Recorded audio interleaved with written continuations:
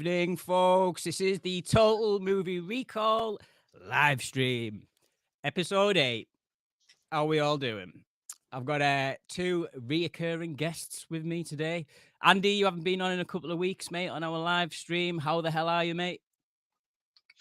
Yeah, I'm good, thanks, mate. Yeah. I'm getting really bad double feedback here, though. Is it just me? I don't know. Yeah, you sound good to me, mate. No, I don't hear it. Okay, give me two. You guys crack on. Give me 2 seconds, and I'll try and No sort worries, brother. Badger, man. how the hell are you, mate? How's it going? Freezing, my brother. That's why I'm looking like this. It's bloody chilly down here. I'm at my father's house. I was helping him out because he's a bit sick right now, so I'll come down to help him, and I'm bloody chilly, mate. Chilly. Yeah, we're a bit cold up here in North as well. Summer's around the corner, so it will be good. But yeah, man, look, other than that, always jiggy, man. I'm bloody over the moon, man. Look, things are going freaking well for Mr. Badger. I'm extremely happy. Cannot complain. Awesome, good stuff. Good, man. And aren't you on the eve of releasing a certain thing video as well that you've been working on? Oh, that's right. Yeah, so tomorrow morning, my long 50-minute long video analysis on John Carpenter's The Thing will be released. And probably a week after that, I'll release my big ass review of the video game. Week after that, I'll be reviewing the prequel. So put them all together, it's like a 2-hour long video. I've been working on it for months. Happy as hell about that. That's going to be out tomorrow. On top of that, I'm getting loads of auditions for my voice acting, which is going spot on. Been exercising like a madman for the past month, so things are starting to fit me a lot nicer. Whoop, whoop, whoop. And getting healthier, getting stronger, all's good. I just need to quit fags. That's the only thing I need to do. But until then, things are going jiggy. Mr. Badger's happy. Yeah, I'm going to get my summer body sorted out after seeing Roadhouse recently. Jake Gyllenhaal putting us all to shame. But yeah, folks, got a bit of a stacked show for you today. Well, actually, total lie. There's not that many news stories, but we do have an alien tier list for you at the end of the show. But yeah, man, if you've got any comments, throw them in. We'll finish the news segment, then I'll answer any comments after we've done with the news segment, guys. So let's not mess about. Let's get straight into it. Like I said, not many news topics today. Nothing of any real importance. Just a few things I wanted to touch on. First little cheeky one is Jake Gyllenhaal is obviously been doing the press tour for Roadhouse at the moment, and his Batman audition was brought up for Batman Begins. He did do a screen test for that film. It come out, he said it was pretty cool that Christopher Nolan had rang him up personally to say that he hadn't got the role. But he was getting interviewed recently, and he said that it would be an honor to play the character still. This is 20 years after the fact. But I just thought it was quite interesting. It goes on to say Jake Gyllenhaal was a serious contender to play Bruce Wayne in Christopher Nolan's Dark Knight trilogy, but it appears losing the role to Christian Bale never impacted Gyllenhaal's desire to play Batman on the big screen. Making the press rounds in support of his new Prime Video action movie Roadhouse, Gyllenhaal was asked by Screen Rant if he was still interested in playing the Batman.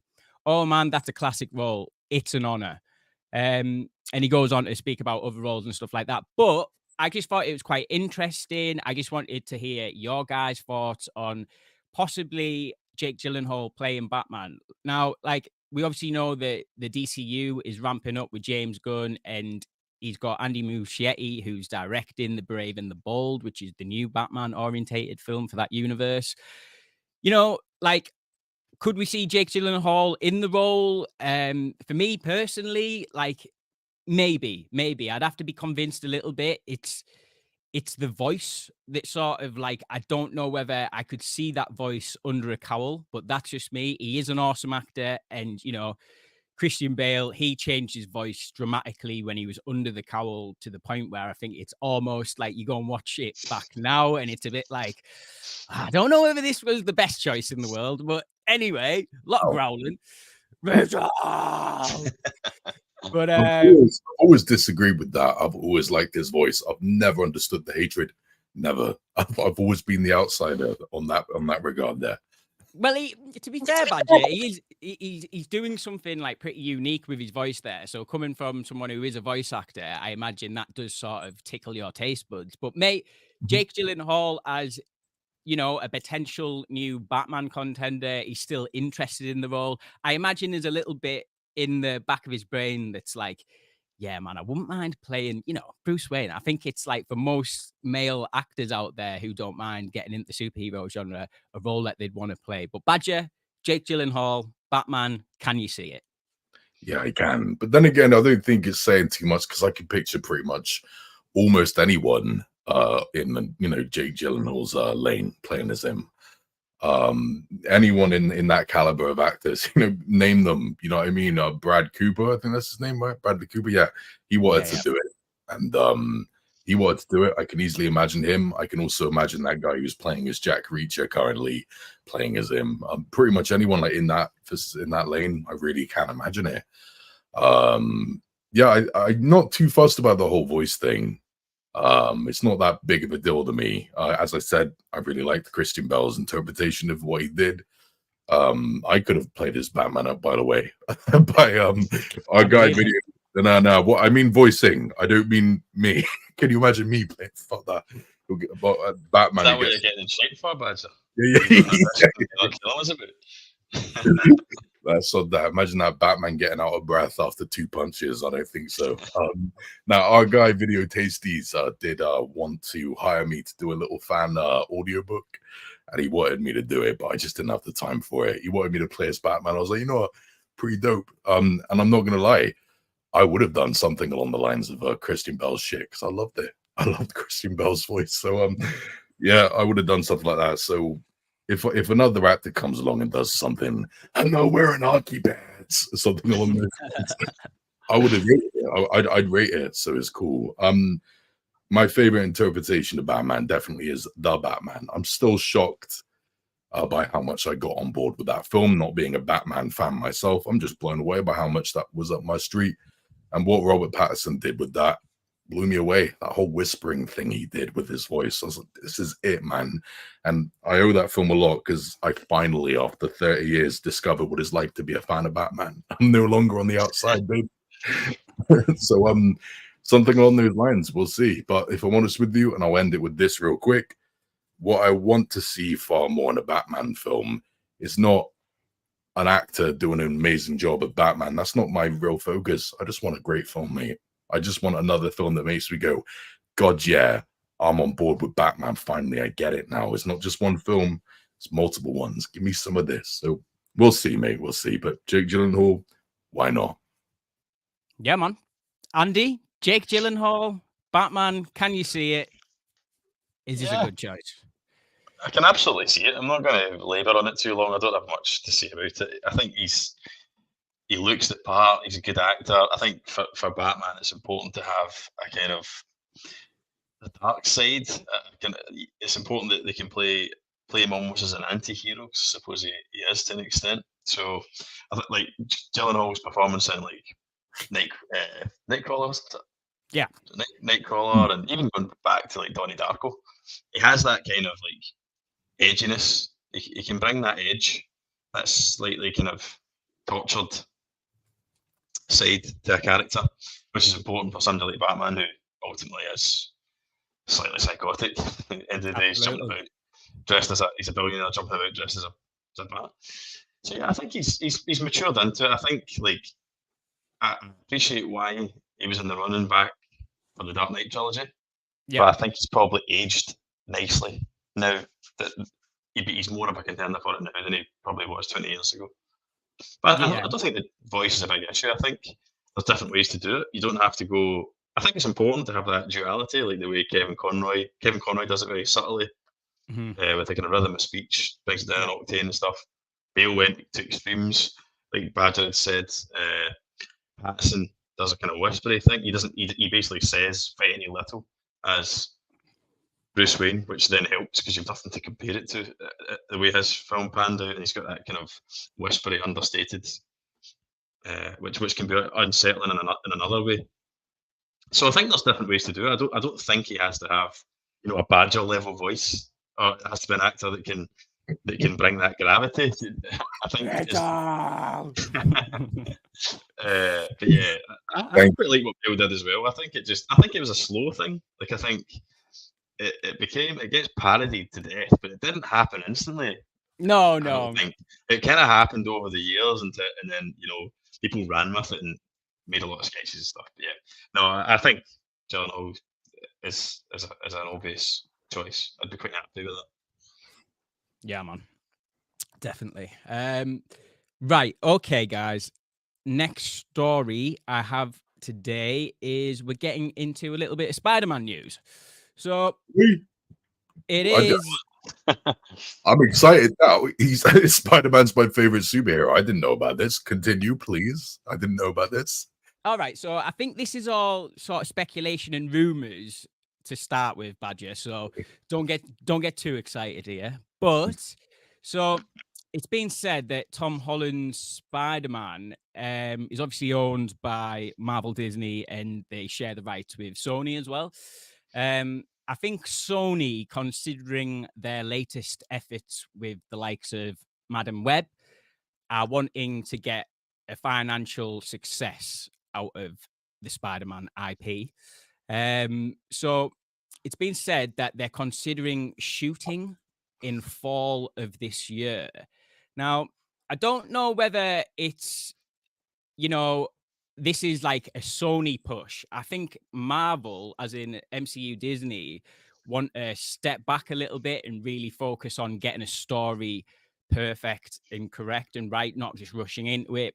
But obviously, Sony are crying about the recent Madam Web situation going on.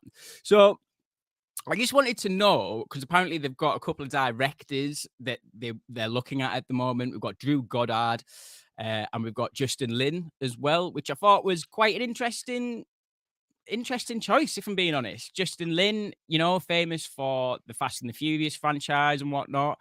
I think, the man can definitely handle action and obviously big sets, big productions, high budgets.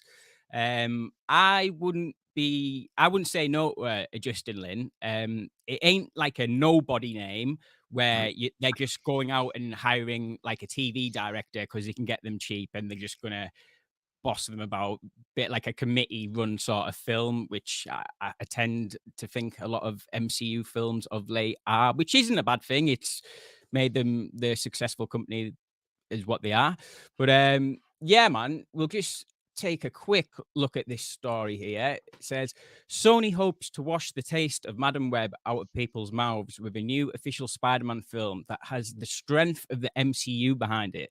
The next entry of the Marvel Studios Spider-Man franchise has been carefully planning its next steps as No Way Home celebrated the web crawler's film legacy, then ultimately took Peter Parker to his smaller roots in the end as a friendly neighborhood superhero. However, the previous trilogy director John Watts will not be returning for the new entry.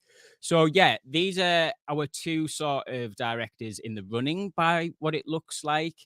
Tom Holland's Spider-Man, folks, are we a fan of this one?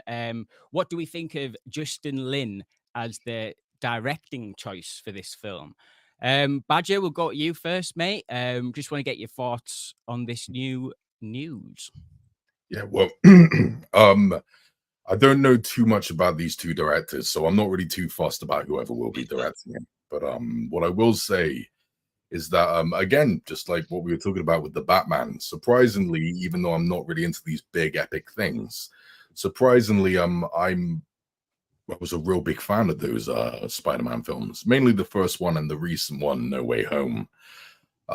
Yeah, I was really bloody impressed with No Way Home. I absolutely adore that film. It's not even just the fan service nostalgia bait crap. It was the fact that I thought it was very well fleshed out, a very well done story. I was so into that. And yeah, it's a wonderful film. So I would like to see that film had a great ending too. So I would love to see the continuation, the next part in that story. Not too fussed about the idea of directors and stuff like that. I just want them to not screw it up. Please don't get too epic. Some rumors I've heard are that Maguire will be coming back along with the who's? Oh, I can't believe my brain fart here. My brain's shutting down. Who's the other Spider-Man? Andrew Garfield. Yeah. Yeah. Sorry, god damn. How can I forget? I love that guy. I hate those movies, but I loved him as Spider-Man. Apparently, the rumor is they're both coming back. Andrew Garfield and Tobey Maguire. They're coming back for the next installment in the MCU. Like they're gonna collaborate again, all three. And it's like, come on, guys, too soon, man. Let's just let that stand out. That film stand out for what it was. Let's go down some new directions here, man. Let's let Tom Holland stand out even more. Let him go on this amazing journey by himself, and I think they should do. Because that ending of the last film was awesome. And I want to see what happens to him next. I want to see him get out of that predicament without the use of nostalgia bait. Do you know what I mean? So what I will say as well, though, can we please, for the love of God, just hire Sam Raimi? Yeah, let's just hire Sam Raimi. Okay, let's forget this next film just for now. Let's go back to the well. Let's get Kirsten Dunst. Okay, let's get her back. The woman who played his wait, what was the name? Aunt May. Yeah, she's still around in her 90s. She's still around. Get her back to be Aunt May for crying out loud. I get it. Retirement home. Let's get a proper Spider-Man 4, and Sony can get lost and not interfere and force Venom back into the story like they did with Spider-Man 3. Let's just get that back. We want it. Let's just do it again. And I want to see Bruce Campbell get that cameo as Mysterio. God damn it. Oh yeah, there was talks of that, wasn't there? For what was it, Spider-Man 4 in the Tobey Maguire trilogy? Yeah. That's right. But I want another installment of that. But yeah, we'll see. Cool. Yeah, I will say if that is true, and they're deciding to bring Tobey Maguire back and Andrew Garfield, you were going to rip all the specialness from No Way Home straight out of that film. So that'd be a terrible idea to do. Terrible. But yeah, Andy. I don't know if you're aware of these directors or anything like that, but Spider-Man 4 with Tom Holland, is this any interest of you? Obviously, Sony not doing great at the moment. They need to get out of the Spider-Man IP genre, if you ask me. But Andy, what are your thoughts on this one, mate? Like, where do you start with this? It's just like, I don't know. It's just, I was really trying to think of something to add to it there, but it's just became such a mess, hasn't it? Like, I agree with what you're saying. Like, I'm always there for Spider-Man. I'm a superhero fan, always will be. Even if I admit that there's probably too much of it just now, I think we're all in agreement there. Yeah. But I'm not going to turn down another chance to see Spider-Man. I'm always going to be there for any kind of Spider-Man related content, be it live action, be it animated, be it games, whatever. But yeah, I just think I don't really know these directors. I know some of the films that they've made, and they don't get me excited. So it's not like I'm like, oh yes, this guy's going to be doing it. To be honest, I'm not sure I'm even excited about seeing Tom Holland anymore. Like he's a great Spider-Man, but like, I think we've seen a run of it. You know, the MCU is flagging a bit. It's in that kind of reset mode. They're trying to work out a new way forward to keep people hungry. Yeah. Like I agree that I think they'd be kind of pissing on the legacy and the success of No Way Home if they just jump straight back into more of like the three Spider-Men kind of thing. Yep. So I don't know. Tobey Maguire was my Spider-Man. That's my era. As much as I like them all, that was like what I grew up with. I was a 16-year-old boy when that came out, the first one. Perfect age. the perfect age for it. So I bet me would like to see that maybe, and then almost like maybe they could like have turn about. So let's go back and maybe see like a Tobey Maguire continuation. Then maybe let's see the next year or 2 years. Let's see what Andrew Garfield's maybe was. And then we go back to Tom Holland when you're like, you know, and that's your three Spider-Men that you're playing about with, and then well down the line. Well, I say well down the line, maybe too old by that point, but you could maybe have another team up when people are hungry for it and kind of want it after they've seen some individual efforts. So I'd be more interested in seeing a continuation of the legacy Spider-Man characters than I am of particularly seeing Tom Holland.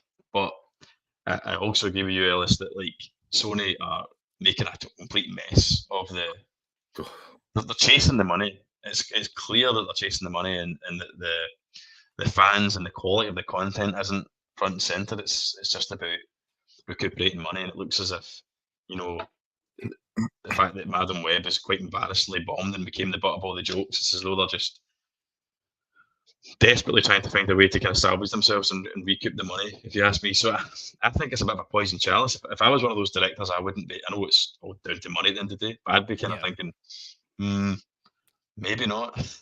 I've seen Madam Web. Maybe now's not the time to jump in.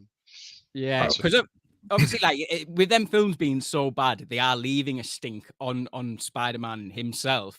Yeah. And it's the MCU that's doing most of his story. Like it's got, I would say, 90% of like the story decisions go with the MCU, not Sony. So it is a total mess. It's a total mess. And I just want to say as well, Tom Holland. Like I sort of agree with Andy that I'm a bit over Tom Holland. But it's a bit unfair, really, because I never thought he got a real fair shake at playing Spider-Man. And you might think that's strange because he's had 3 movies, but it was like that was an origin story spread over 3 movies. And it had the unfortunate thing going on where he was getting implemented in all these Avengers films and Civil War. So we're just like a bit overrun with Tom Holland, which isn't necessarily his fault. So I'm in a weird dilemma. It's like, yeah, I'm a bit over Tom Holland, but also I just want to see that friendly neighborhood Spider-Man. Like I don't want to see the half, Tony Stark, half Spider-Man situation, which is what we necessarily got. Do you know what I mean? Like at the end of No Way Home, it was all about him sewing up his new costume and stuff, which was taking it way back to basics, which I really appreciated. Yeah. But yeah, guys, Spider-Man 4, I'm looking, I'm not that looking forward to it. I'm not that hyped about it at the moment. I think it's wow. I'm really surprised. I'm so surprised that I'm the one that's excited for it. Yeah. So I don't know, folks. I don't know. We'll have to see. Wait, what happens? But just keep Sony away from it. Just keep Sony away because they messed up Spider-Man 3. Even though I do have a lot of fun with them, Jesus Christ, they messed up the 2 Venom films, right? and of course, we got this too as well. We got Madam Web. I've got Craven and Hunter to go as well. God. Oh yeah, we'll get Paul Tams, who's usually on the stream all the time, folks. You can catch him on the channel quite a bit. Can't be here tonight. His voice has got no voice, but he's saying it's crazy that Sony has made one of the best Spider-Man movies in Spider-Verse at the same time made one of the worst Spider-Man movies in Madam Web. Yeah, that's it, Paul. Like it's crazy the levels, like the difference in quality to shit. Do you know what I mean? But yeah, Paul's just going on to say, I think the PlayStation games are giving us the best Spider-Man content along with the Spider-Verse movies. Yeah, 100%. I'm not playing the games, but I know you two guys have and loved Spider-Man 2, didn't you? So I think the actor who plays is Peter Parker in Spider-Man in those games, exceptional. Plus, he's in his 50s and he's mad in shape because he's playing as like a really young Spider-Man doing all the motion capture. It's like, it works. This isn't like the Irish. What was the deal with that though, Badger? Because if you remember, obviously, you probably won't be aware of this, Ellis, but when Spider-Man originally came out in 2018, he looked completely different, like facially, the 3D model that they used for him. And then when Spider-Man Remastered came out for the PS5, they changed his appearance, but not the voice. So who's the? I don't know, but I know that either way he did the motion capture. His actual face, the actor's face, that's not his face. It was never his face. They just made up his face. Right. Yeah, it's not actually. Even though he did the motion capture work, it's him blinking, it's him talking, blah blah blah. It's always facial expressions. It's not actually it doesn't actually look like him. It doesn't. So the voice. The voice actor that you hear is also doing the mocap for the facial expressions, but it's just not his likeness. That's right. That's quite interesting. I didn't know that. Mm-hmm. Paul's just saying here, the guy who they used the face design from asked for more money. Is that true? Or is that banter? I think that might be banter. I've never heard that before. That's the reason, but it makes sense in Hollywood. Yeah, all the stories I heard, it doesn't correlate with that. So I don't know if he's bantering with us or not. But if you are being serious, Paul, just let us know. Maybe I'm being stupid. It kind of pissed me off because I don't know if it's just because it's the first one you see, but I was kind of attached to the look of the first one. No, they changed it for remastered, and then they stuck with that face for continuity. But annoyed me a little bit. I don't know. Yeah, but bizarre it's like because the original one. if they'd redone the other characters within the game to look more like Zendaya and stuff like that, I'd get it. But just having, we're just going to make him look like Tom Holland because why not? Like, very bizarre choice, I think, to change it from game 1 to game 2. It was bad, but it's not just the fact, it's different. Oh, I'm used to the old one. I got attached to it. Where it's not even just that. It's the fact that this new Spider-Man face looks so much younger. When he's supposed to be a lot older. A bit older, yeah. He's supposed to be. He's supposed to be pushed. He was like 25. He's meant to be in the first game, and then all of a sudden they remaster it, and he looks like 15. It's like, hold on, when he hangs out with Miles Morales, there's no mentor student. It's not like that. It looks like two kids hanging out. Hate it, but whatever. At least the games are amazing, and the acting better than the game, and I think that's saying something. Well done to them. Remarkable Spider-Man. I'm 100 times more excited about Spider-Man 3 for the PlayStation or PlayStation 6, whatever it'll be, than any potential film, put it that way. Yeah, boys. Fair one, man. All right, guys. Next little story we've got here. Keeping on the superhero train a little bit. Batman, Badger, you were mentioning earlier on you're a big Batman. This is it now. You are Batman now. Okay. I look like a Batman villain. I look like a villain. I'll admit that. I look like a villain who he takes on. I love the way you just casually called him Batman there. That's amazing. That's it now for the full stream. Right. Batman, you were saying earlier on you are a fan of your own film, The Batman, that came out a couple of years ago. Right. This one's just a rumor, guys. Little rumor. We're not going to spend long on it, but I like the actor in question, right? So basically, there's a new casting rumor come out. Obviously, the Batman 2 has been delayed another year, so it won't be coming out till 2026. Yep. But we've got apparently this new casting rumor of Harvey Dent being implemented in Batman 2. And the actor in question for this one, if you guys are aware of Boyd Holbrook. So this guy was the lead in The Predator, and he was also the villain. Yeah, he was also the villain in Logan. Yeah. Logan, yeah. Right. I really like this bloke. Like, I've even in The Predator, which isn't a great film, right? I do like Boyd Holbrook in the film. I think he's a good, solid, atypical action star lead who can deliver some quips. Really big fan of it. So he is a good actor. Yeah, I think this was on the cards a couple of months ago, but he couldn't do it because he was doing other films at the time. Obviously, now this film has been delayed.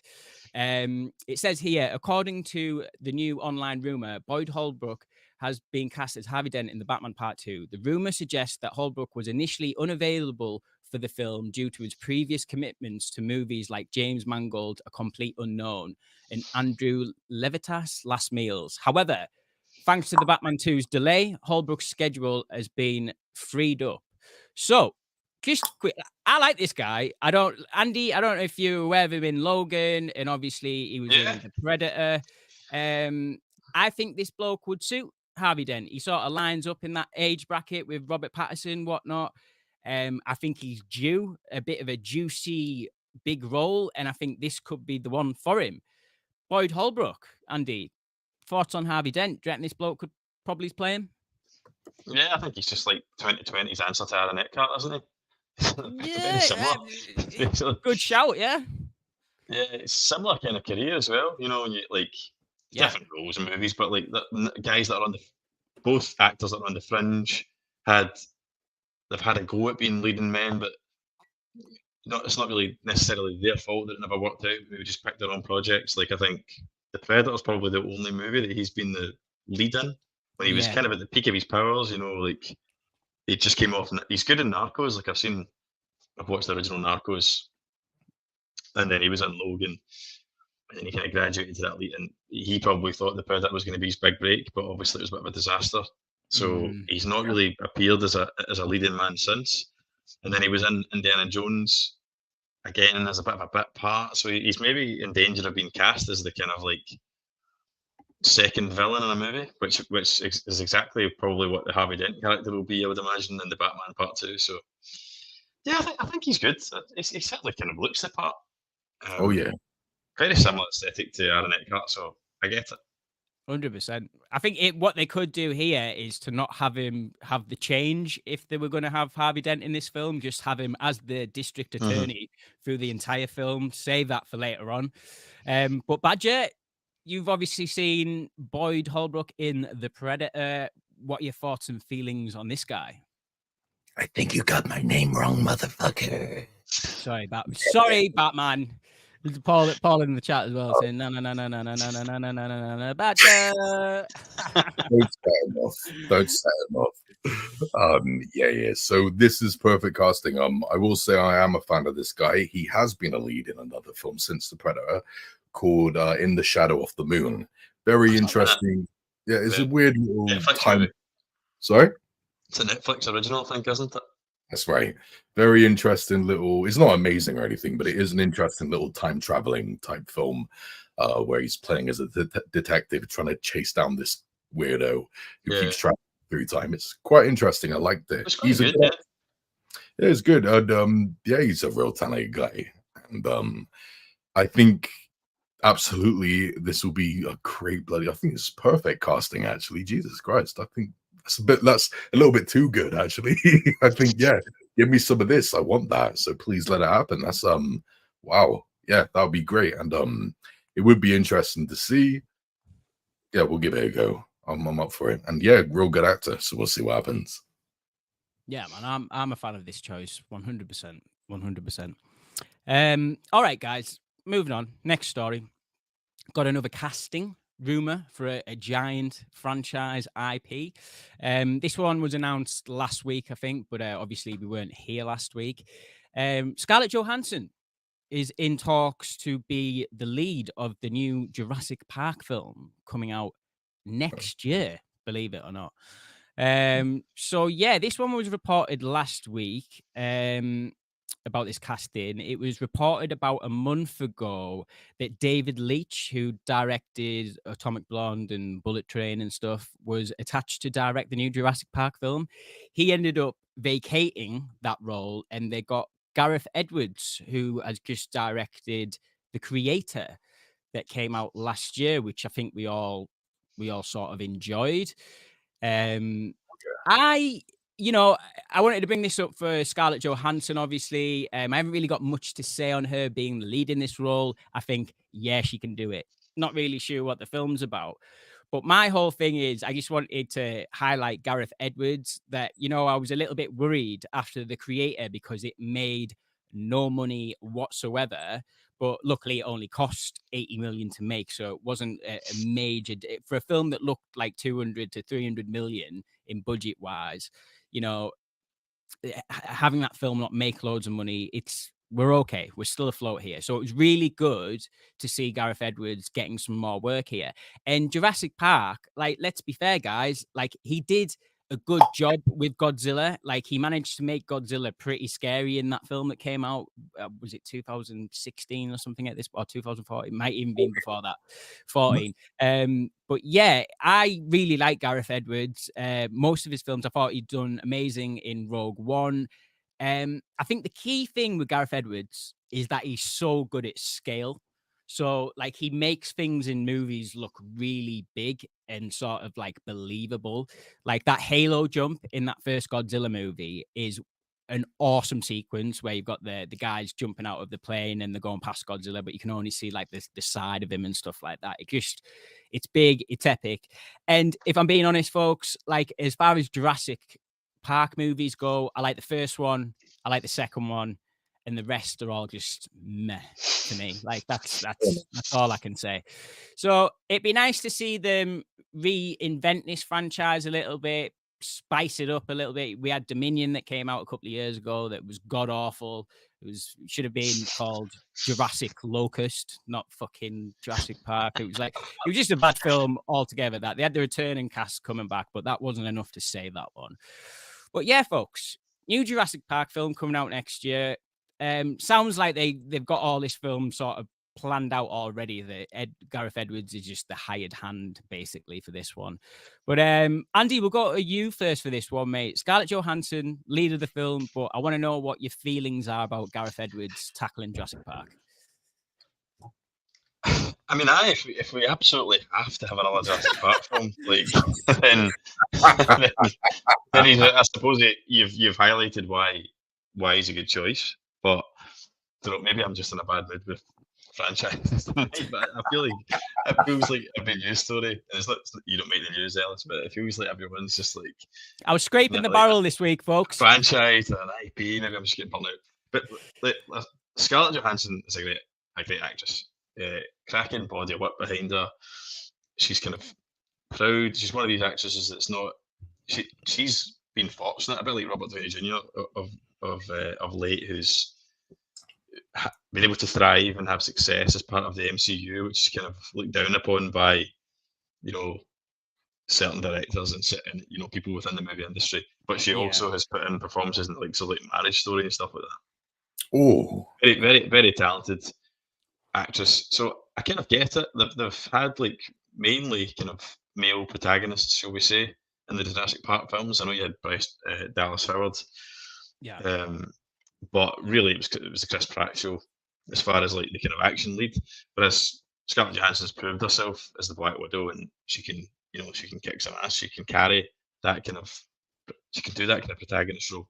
She's a big enough star as well. So I kind of get it if she's going to be the kind of lead, the proper lead of the new direction for the franchise. So, but I'm a wee bit surprised that she's jumping into that though, given that she's just kind of came off the back of a lot of MCU films that she's wanting to jump into that franchise. But maybe it's the opportunity to work with Gareth Evans. I don't know, or maybe she just loves Jurassic Park because she's the right age to have grown up with the originals. I think you are right there. It's kind of like. But again, much like Spiderman, I'm not like. I think jazzed. Yeah, the last two movies, certainly in the Jurassic World franchise, just kind of took the wind out of my sails for it. I'm not super excited for more. So. Yeah, totally. I think like you're somewhere near there with the fact with Scarlett Jóhannsson wants to work on an IP. I'm with you. I'm surprised that she's went for something as so big as Jurassic Park, like after the Marvel thing. But I don't think it's necessarily that she wants to work with Gareth Edwards. I think it's that she wants to work with Steven Spielberg, because this is obviously going to be produced by Spielberg still. It's his little baby, this one. So I think that's probably more in where she's maybe thinking about it. I'm not sure. But Badger, Jurassic Park, are you a fan of this franchise? What are your thoughts and feelings of this new casting and director? Well, I'll just say it very quick. Yeah, I adore the first one, absolutely. Everyone can get lost. I think the second one is a remarkable movie and not far off behind the first one. I think it holds up so well. Remarkable sequel. One of the best sequels I've ever seen, in my opinion. Third one, I know it's got some horrendous crap in it, but I can't deny it. I like it. I think it's possible. It's like a 6 out of 10 for me. I like it. It's possible. Jurassic World I didn't care much for. I just thought it was okay, and I never bothered after that. I could see the direction it was going. I abandoned ship before it hit the iceberg. I jumped the hell out of that, man. And I watched it burn down. I watched all the other audience members online tell me how bad it was, and I was like, yeah, I know. I just jumped out. The water was a lot better than that burning ship, I'm telling you. So pretty much I don't care about this new one. I don't care. I'm not interested. I'm really not. Scarlett Johansson, sure, I guess it could work. She's a remarkable actress. First time I ever did a stream with Andy, we did speak about Marriage Story. And to quote Andy verbatim, she's got some acting chops on her, that's for sure. He's completely right. And I said, that's absolutely right. And if anyone disagrees with that, watch Marriage Story. The Oscar nominations say it all. Remarkable actress. So, of course, she's going to be awesome in it. Duh, Scarlett Johansson. But a great actress and a great performance can't save a film. I've got no hope for this, so I'll let everyone else tell me if this ship breaks. You know what I mean? If the ship sinks, everyone else is going to have to tell me about it because I ain't jumping on it. Not at all. Yeah. For me, it would have to be a total reinvention of the franchise for me to get back on board with it. They'd have to do something really different with it. I think for me, it's the cat's out of the bag with the dinosaur thing. When Spielberg came out with Jurassic Park and it was cutting edge, leading edge animatronics and CGI. People had never seen dinosaurs realised like that on the big screen. It was a huge thing. It was massive. It was global, and rightly so. You've struggled to meet anyone who's not a fan of that first movie. But then once you've seen it over and over again, and it's got more and more CGI laden, it's a bit like The Walking Dead for me. And like the first couple of seasons, the kind of zombies, the walkers were a proper threat. It was intimidating. You were worried for the survivors at what the zombies could do to them. But once they evolved past that, and they became furniture. So it's like that's what's happened with the dinosaurs for me in the Jurassic Park franchise. When I see one on screen, I don't have the same feeling I had back in like the 90s, watching it and being amazed at what's on screen because I take them for granted now. So it's they're not scary or threatening. A weird comparison. Great. It's great. That's a brilliant comparison. You've nailed it there, man. That's great. Yeah. They need in the Spielberg films. There was menace with the dinosaurs. They were scary. They were formidable.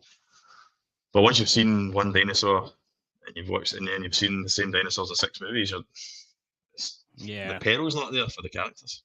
If there's no peril, then what's the point? They're toothless dinosaurs. Yeah, in that first one, you are bordering on like a horror film when the shit hits the fan with the dinosaurs. Like especially the train car scene with the T-Rex coming over. That's just like an all-timer sequence, but very horrifying. Remember Samuel Jackson's arm just hanging up? No.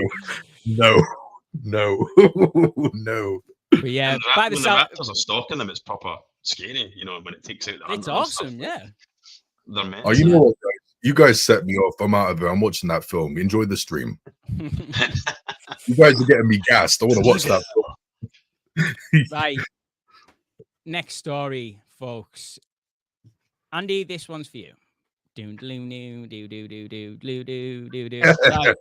Here we go.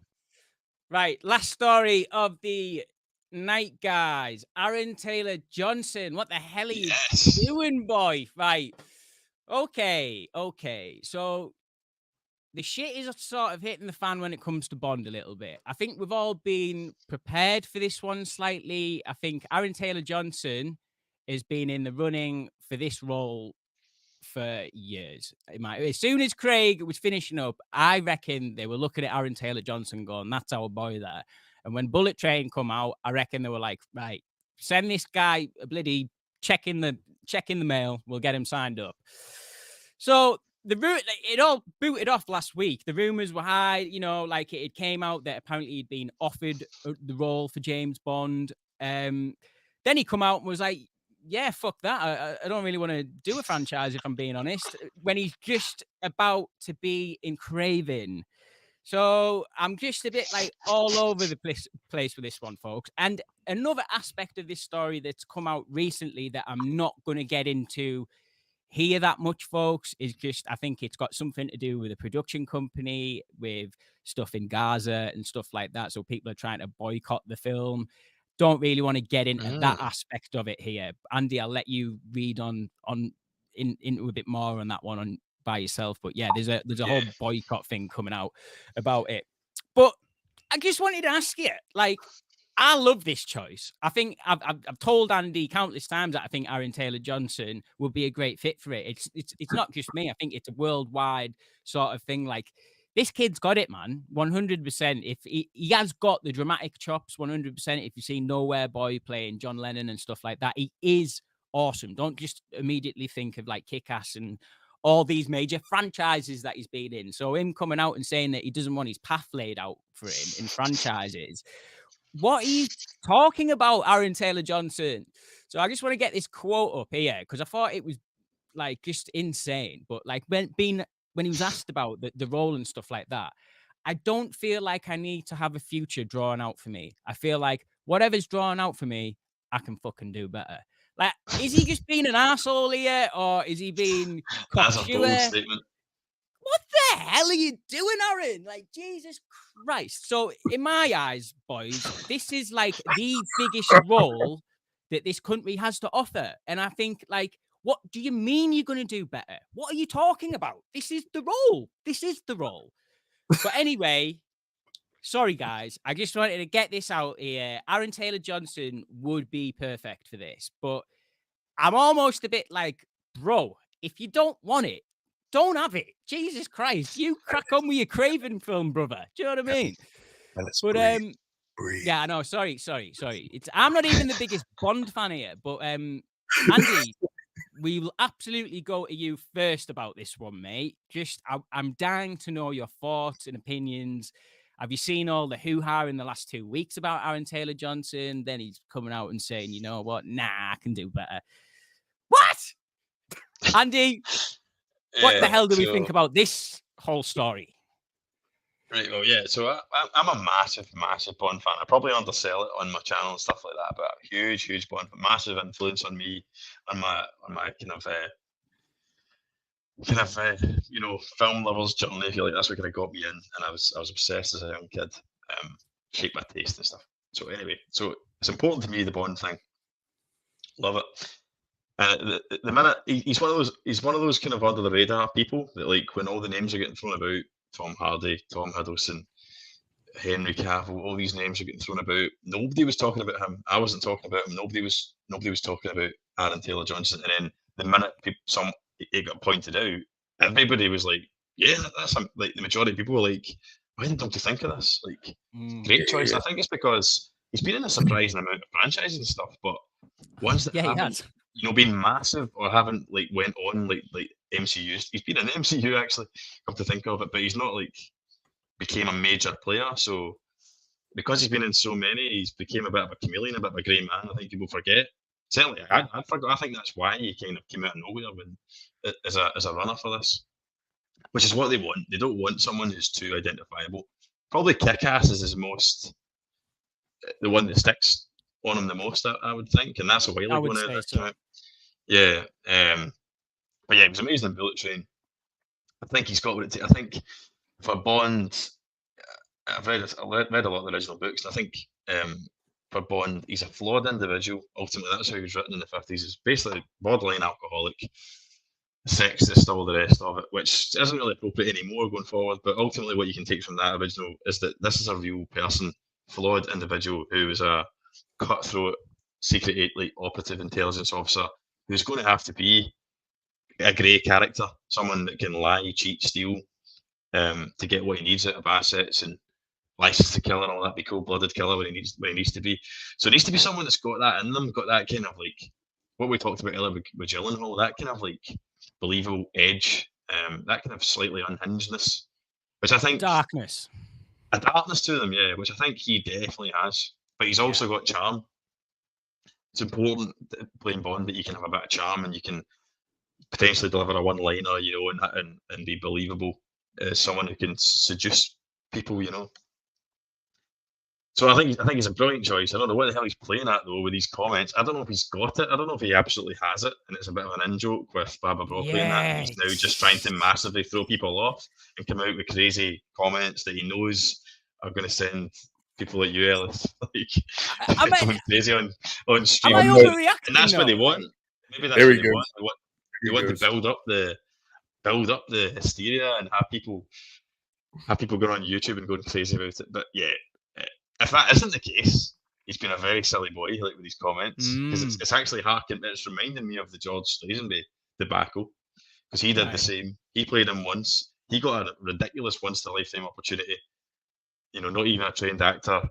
There's a contract for you. You know, there's your life set out for you. You've got no acting ability. You're not a particularly great actor, but you could play Bond if you like for the next, 6 films.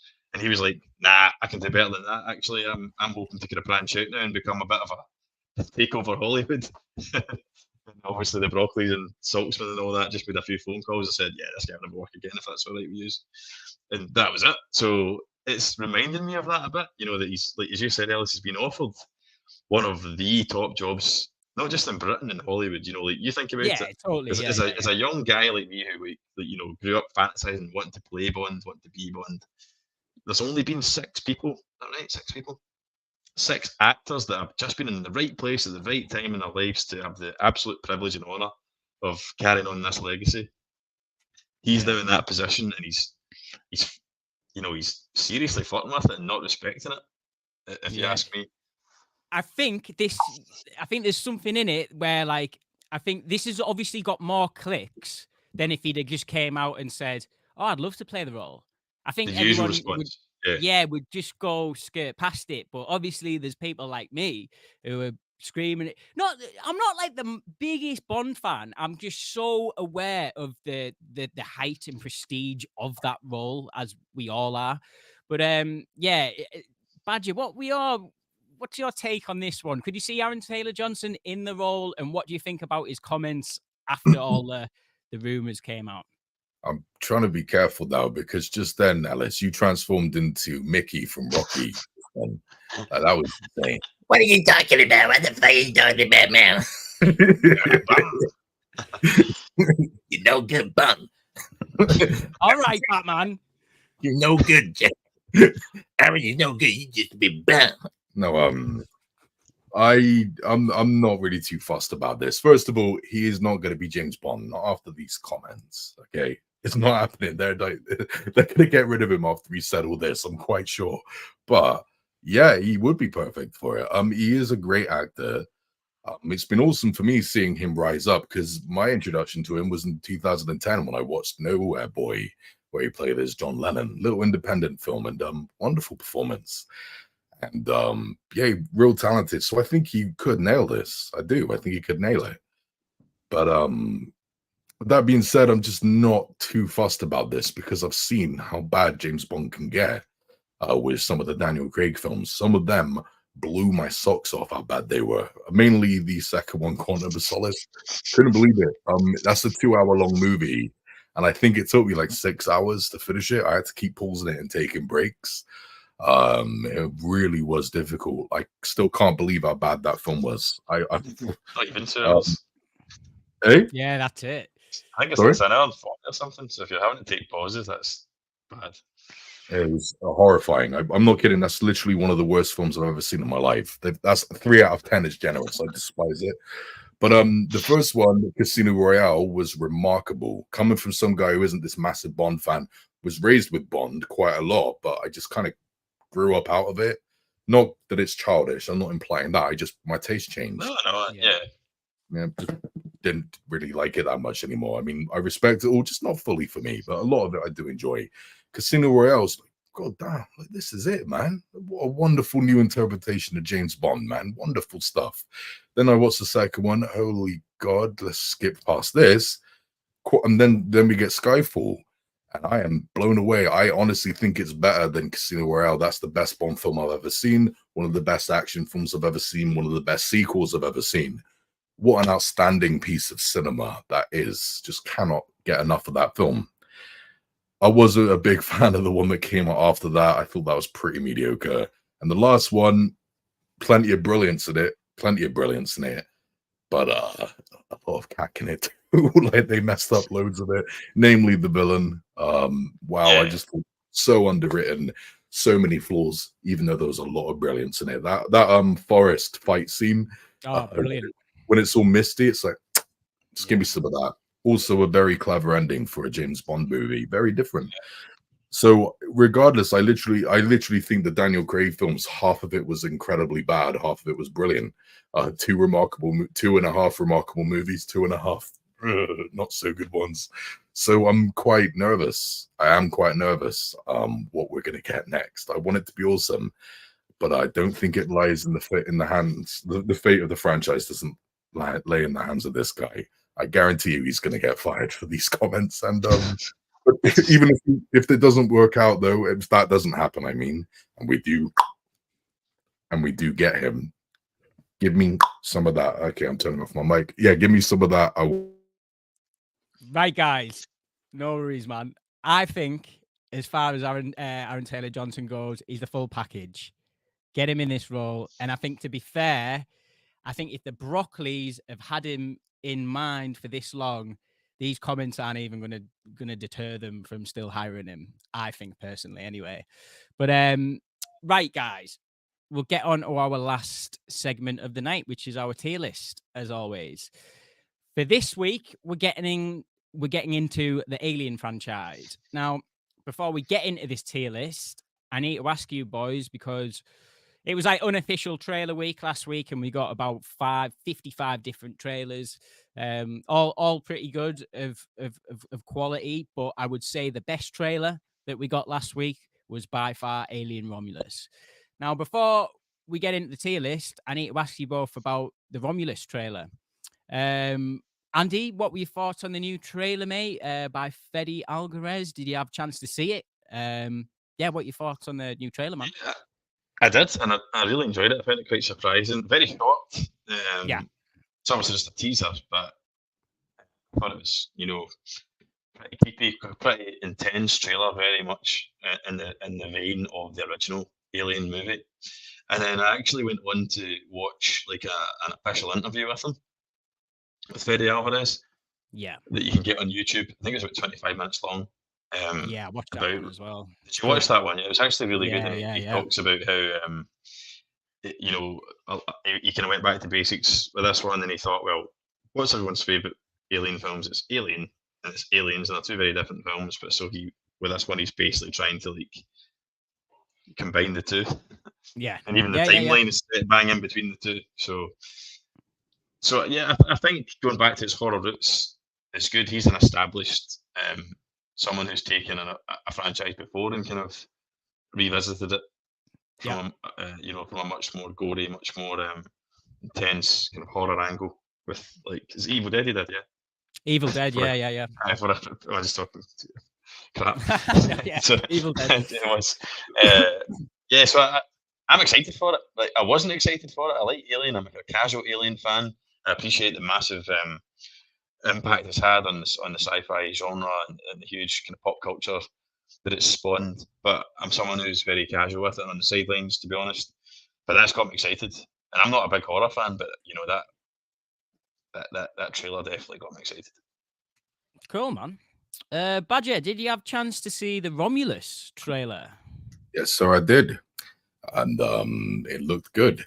I'm quite trepidatious, like when it comes to these films, because obviously we have experienced some cack with this universe. But yeah, I am very intrigued by it. The only real thing that gives me hope is the director. That is it, really, because I am a fan of this guy's work. I Don't Breathe was a solid film. Evil Dead remake is definitely one of the best horror remakes out there, in my opinion. Well, I don't love it like a lot of you do, but I do like it a lot. And as an avid Evil Dead fan, I was very impressed with how much it, lived up to its name. Yeah. And yeah, I am just quite nervous about this. I am curious about one thing. I've heard rumors and I don't know, and I've tried to avoid all the spoilers, but it might be connected to Prometheus and Alien Covenant. It might be a sequel, and I don't know if that's the case. No idea. So as being revealed, this is public knowledge that it takes place between Alien and Aliens. I know.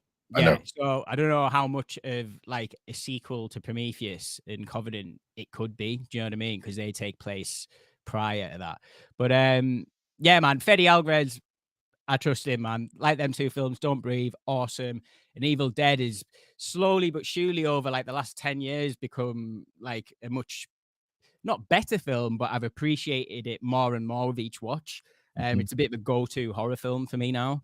But yeah, guys, let's get into our Alien tier list. Just a little disclaimer beforehand. We tiered Alien versus Predator and Requiem on our Predator live stream. So if you want to hear our thoughts about them two films, you can go and find that one on the channel. I'll probably leave the link down in the description for this video. So we're only going to be talking about the core Alien films today, which is obviously Alien, Aliens, Alien 3, Resurrection, Prometheus, and Covenant. not trying to take control of the show, but when the time is right, can we actually get Andy's thoughts, because he wasn't there for that stream? I want to hear what he has to say on those two films. Yeah, absolutely. We'll keep it for the end because we'll just get our quick thoughts on that one, Badger. Just I want to keep the time going. Course, but guys, right. So first off, we've got Ridley Scott's Alien that came out in 79, I think it was 1979. So yeah, I've rewatched all these films prior to this. This week I actually watched them with Georgia, my partner, which was her first time watching them. Just a brief thing. She liked Alien, thought it was a little bit slow, absolutely loved Aliens, and she appreciated Alien 3. Didn't get a chance to watch the masterpiece that is Alien Resurrection, but I don't think she'll be missing much. We'll get to that one though. But as far as my thoughts go on the 79 Alien film, I think this is like an absolute masterclass in horror tension. And like, if I was a teacher at university, this would be the film that I would teach in that sort of aspect of how you build tension and stuff like that. Because I think we only get about 5 or 10 minutes screen time of the actual Xenomorph in this one. But I will say, this film, after rewatching them all, this film is without a doubt the best looking Alien film that there is. 100%. Like the shots of the space jockey when you initially go into the ship is like just mind blowing. It's so spectacular. And one thing I will say, folks, if you haven't seen the behind the scenes documentaries on these 4 first Alien films, I highly recommend it. And you'll just see the scale of the space jockey and stuff like that. But yeah, this one, I will say it's a little bit slow, but I feel like it's only slow because it's building up that tension, and it really does sort of pay off by the end of it. I think the Xenomorph looks spectacular in this one. I think it goes by the name of Big Chap. Obviously got a guy in a suit playing this one. I'm not sure if it was the same guy who also was playing the Predator. Might be wrong on that one. No. Different guy. Right. I don't think so, no. Yeah, I think they've got this actor to play in this suit for the Xenomorph and stuff like that. And Fede Alvarez did say that he was having like more animatronics and people in suits for this new Alien film. But yeah, great. Yeah, highly recommend watching that interview, Badger. It's about 20 minutes long. Watch it. It's quality. He doesn't spoil anything, but he reveals some exciting stuff in there. But yeah, folks, just as far as this first Alien film goes, I think it's a horror masterclass. And in 1979, I don't think there were many films that looked anywhere near this good, if I'm being honest. Like the lived-in aspect of the technology and stuff that's on the ship, the Nostromo, I think it's absolutely awesome. I don't think this is Ripley's like best performance in the franchise. It's quite an understated performance from Sigourney Weaver in this first one. But yeah, it's awesome. It's absolutely awesome. It's not my favorite in the franchise, but if I was going to tier this, it has to be an S tier. Like a simple fact of like, this is a masterclass in horror tension. But Badger, mate, what are your thoughts on Ridley Scott's first Alien film? Yeah, well, this is cinema. That's what I'll say. Right there, this is cinema, in my opinion.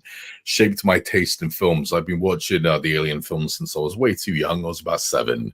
Yeah, probably about 7 when I saw it. And of course, as much as scared as I was, didn't give a damn. It was like watching Predator for the first time. I didn't care how scared I was. This is amazing. Couldn't believe it. Never seen anything like it before. And to this day, it holds up. Yeah, of course, it has its slow bits. I don't give a damn. I don't care. They're needed. I don't want it to be fast paced all the time. The pacing is just remarkable.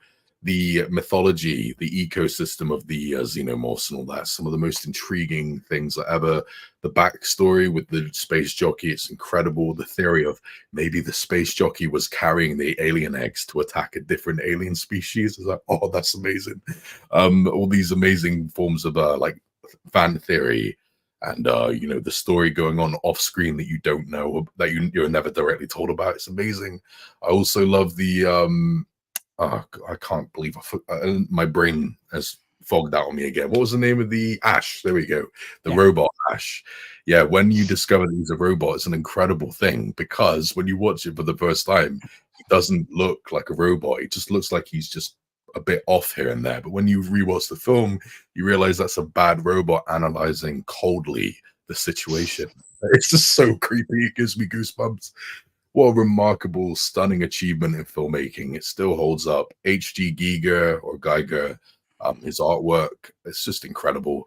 Very disturbing in many areas, especially when you factor in that I'm not talking about it because it's triggering for some people, but the fact that a load of it has a load of grape metaphors, the word that rhymes with grape, that's what I'm going to say, because I don't want to trigger our beloved listeners. But the fact there's loads of those metaphors and all that in the background, big commentary on that. I think it's very clever, very intelligent.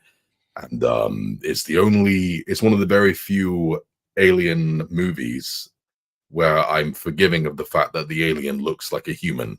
I'm quite disappointed in Hollywood aliens. Most of them look like us. It's quite disappointing. But in this case, I will forgive it because they come out of us. Xenomorph. They come from us, so they morph into us. I think it looks great. It's an outstanding alien design. And oh my goodness, what a remarkable film this is. Just ingenious. Where would you rank it, mate? D, maybe C, S all the way above S, Z. If this is somewhere in my top 10, man. I think this is like my 7th favorite movie of all time. Yeah. Is this your favorite one out of the franchise? I can't pick between the first and the second one. It's kind of like the Star Wars trilogy. I put them all in one film. This is part 1 of a film, in my opinion. Alien and Aliens, I can't pick. I just can't. I don't know how to do it, mate. I'm sorry. Disappointing answer, you know what I mean? Well, maybe Andy, mate. will solve that for you, mate. Creating the perfect yeah, we'll see. But yeah, Andy, what's your thoughts on the first Alien film in the franchise? Ridley Scott's epic. Just to get straight out the world, out the trap that it's clearly F tier. It's a massive movie, huge, kind of pillar of cinema history in the sci-fi horror genre. It's probably, if someone says to you sci-fi horror, it's probably the first film that comes to mind, isn't it? Oh yeah, man. I just say sci-fi horror. Give me a movie. You're probably gonna go to your locker and pull out Alien. Yeah, it's like as the badger says, it's the tension. I think H.R. Geiger's creative kind of input behind it is massive. Yeah, I don't think it can be understated how massive that is for the overall aesthetic and even the ships, even design that kind of creepy, unsettling gothic flavor that he brought to everything. The lived-in aesthetic as well of the ships. That kind of similar to like Star Wars in a sense, and that like that clever idea of saying that something's in the future, but not going that futuristic, everything shining chrome way, going the other way. That it's like almost looks like it's set in the past sometimes, bizarrely, if that makes sense. Yeah. Watched it now when it's 1979's idea of the kind of downtrodden future. But yeah, just the tension, the slow creeping camera angles, that also give you time to appreciate the setting and take in the art. My mind's going blank to myself. Can't get the terminology out. The set design and stuff. That's what I'm looking for. It's quite progressive as well. I think that it's progressive right up until Ripley's in her pants at the end, but it's progressive in that it was a female protagonist, scream queen. Yeah. It's great. It does that so well that it's like all the kind of macho alpha characters get picked off one by one, and you're left with like Sigourney Weaver, which back in 1979 would have been. I'm not saying there aren't other films that had female leads and stuff, but kind of slightly ahead of its time, right up until and then they can show their true colours when they stick her in pants at the end. But yeah, she is the archetype for the female lead. Yeah, she's amazing at it. You wouldn't want a male lead in that. It brings out a little bit of vulnerability, and like Badger says, there's maybe that and those kind of undertones of the grape. As Badger put it, the kind of grape themes. Yes. The body horror element is unsettling. Everything, the subtleties. Obviously now we've got a big franchise, and you've got theories on the space jockey and all that. But when that came out, people maybe wouldn't have been theorizing that. You just kind of, less is more. The unknown, people are scared of the unknown. So when you introduce strange background circumstances like that, but don't really explain it, it's kindle for you for the fires of your imagination, and that's what Less helps is with more. the tension. That's what racks it up and makes the Xenomorph absolutely terrifying when you start to kind of piece together yourself what this alien kind of culture is all about and how they operate. But yeah, amazing movie. Yeah. We'll move on to the next one in our franchise here. We've got Aliens. Now, this is far and away my favorite out of the franchise. I think Cameron just like elevates everything to 11. So he takes that initial idea and just adds all these extra toys that make it so special. It just, like, after watching it the other day, like, I will say it loses a little bit of steam in that middle bit. So there's a section where they're cornered in and they've got the guns on the outside areas, basically losing all their ammo. That section goes on for quite a long time. And I noticed it when watching it the other day. I was like, yeah, it loses a little bit of steam in this section, but you've got the characters in this one. So you've got obviously like Hicks and Hudson, and like all the colonial Marines are all absolutely fire and dripping with charisma, like Vasquez and stuff like that. Like they're all so cool, man. So in them quieter moments where there's not a lot of action going on, you've got all these charismatic characters in Aliens. So you like, whenever I think of Aliens, I always do think of the characters. Whereas when I think of Alien, I think of Ripley and the tension sort of type thing. Obviously, you've got John Hurt and Ash and all these other people in the first one, but the second one's where it really shines and really, like Michael Biehn is like Hicks and stuff like that. I love all that.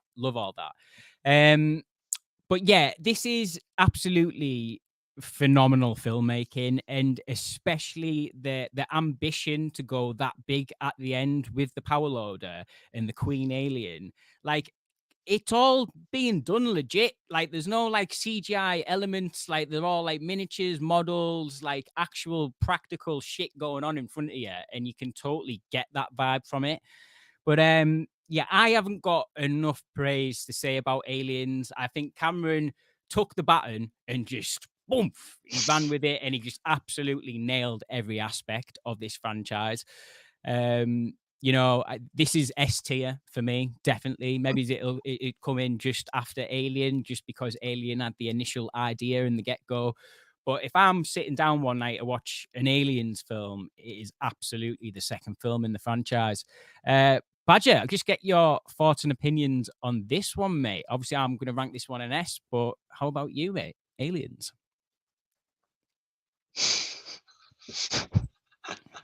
That's it. Put it in S. We're done. Let's keep it smooth. We're done. It's a done deal. I can't pick between the first and second one, fam. I can't pick. It's just remarkable. The characters are outstanding.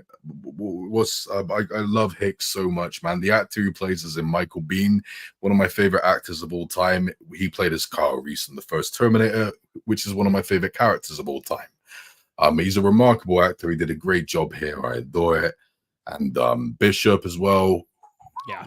Love it. Sigourney Weaver, easily the best performance of her career. The maternal instinct is absolutely fantastic here. She truly comes into her own.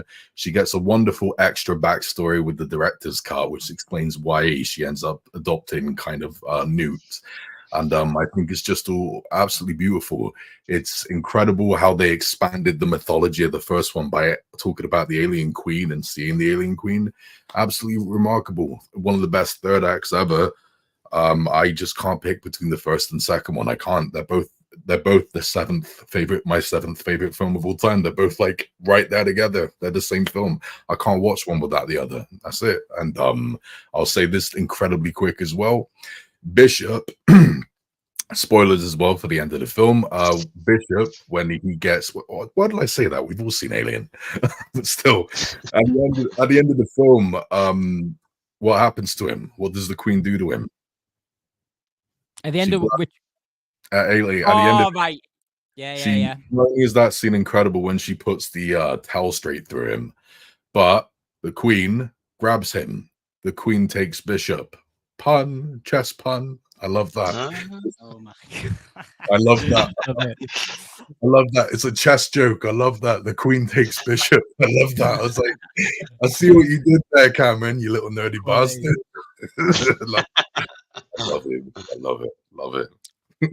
So yeah, Andy, Aliens, are you a big fan of this one? Is this the one that does it for you the most, or? I'm not a big fan, right? I'm not going to get super controversial here. It's just no. Listen, it's not how it sounds. I've not actually seen Aliens a hell of a lot, and I've absolutely no excuses as to why that's the case. Like I don't know why. I just All right. didn't really kind of grow up with it. I remember seeing a clip of it when I was really young and being quite captivated by it, by the atmosphere of it and everything, and being quite kind of scared, not really wanting to watch more, but not wanting to at the same time. Alien, I remember watching the first Alien when I was about 16, 17 and being like proper taken by it. That's a masterpiece that gets in your head and everything about it's, great cinema, like Brad just said. Aliens, I just didn't come on to until I was maybe in my like mid-20s, and I watched it and I thought, yeah, it's great. Wow. I think it's a good film. It's a great film. I'm not going to try and convince anyone otherwise. But just for me personally, I think I would revisit Alien more than Aliens. It's the same thing, just like retuned. Like Ridley Scott delivered a slow burn, fantastic claustrophobic horror, and then James Cameron just like stripped the engine out and put in like an action horror engine. It works equally just as well. So it really just depends on what you want. And 9 times normally, if you were to present me with those options, I would go for the action-orientated movie. But for some reason, I've just not seen it as much. But it does have that proper like fist pump Hollywood blockbuster quality to it. Like talking about that Fede Alvarez, which is missing in Alien. Fede Alvarez interview that we both watched, where he recounts a story that he heard from James Cameron when he screen tested Aliens. People were in silence the whole film, and they were like, "I don't know if they're enjoying this or not. I don't know. Do we have them, or do they not know what they're watching? Are they offended?" Yeah. And until the whole line at the end in the loader, it was, is it back off, bitch? Is that what she says? Get away from her, you bitch. Yeah, away from her, bitch. That's it. It's proving that I've not seen that much because I'm not on hand with it. But yeah, and then at that point there was like an audible cheer and a fist pump, and then they're like, we've had them the whole time. It's just that they're so gripped, and and that's what Aliens has. It has those kind of like fist pump, heavy hitting blockbuster moments that only directors like Cameron can give you. Yeah. So for me, it's probably between S and A, just because I think I just prefer Alien to it, but I've not seen it in a long time, and I'm actually looking forward to watch that again when the 4K comes out. So between S and A for me. We'll go just behind the first Alien for me. I think that'll be it for the S tier tonight. But yeah, Badger, I'm going to go to you first for Aliens 3, mate, and I will be back in 1 second. But if you want to give us your quick thoughts and opinions on Alien 3, mate, I know you're a bit of a fan of this one, so that's why he's getting me out the way. Badger, you go for this one. I'll be back in 1 second, guys. Yeah, right. So to all you Alien 3 haters, come at me. I don't care. Flood my DMs with all your swastikas. I don't care.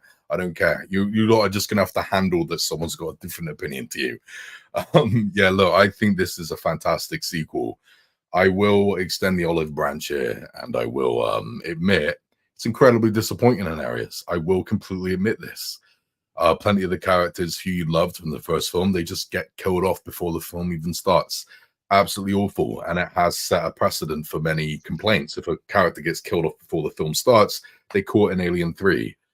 That's what happens. Oh, they did the Alien 3, so Terminator Dark Fate, and when John Connor got killed, it's the same thing. John Connor got killed at the beginning of Dark Fate. Oh, Alien 3, they did an Alien 3. It's a sequel to it's a sequel to what's his name?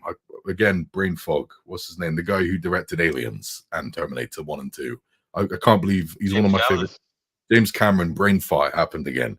It's because I'm trying to multitask, not speaking and not having a Tourette's flare up. So forgive me. It happens. Another sequel to his work, and they do an Alien 3, just like Dark Fate and all that. That's what they always say. So I'll admit it's disappointing. It's so disappointing that these characters get killed off.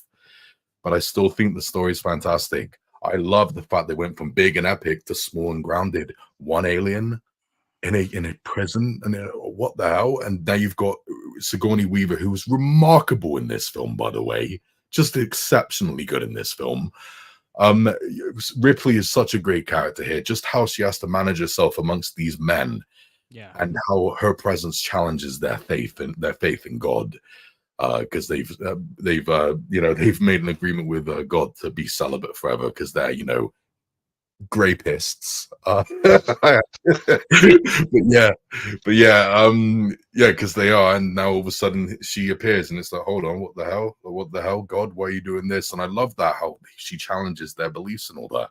It's amazing, and plus it does expand the Xenomorph mythology, because because in the theatrical cut it comes out of a dog, but in the assembly cut it comes out of an ox. And that's why this alien, in whatever cut you watch, the alien is running on all fours.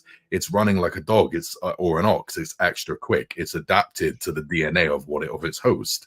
Makes you wonder, oh my God, if it comes out of a bird, can it fly? What if it comes out of an octopus? Does it have 8 arms? Like, what the heck? It really does get your imagination. I don't want to see that, by the way. I do not want to see an octopus version of a Xenomorph. No. That would be like the Predator when you see a giant predator. Just no, awful. But it does expand the mythology very well. I think it's great.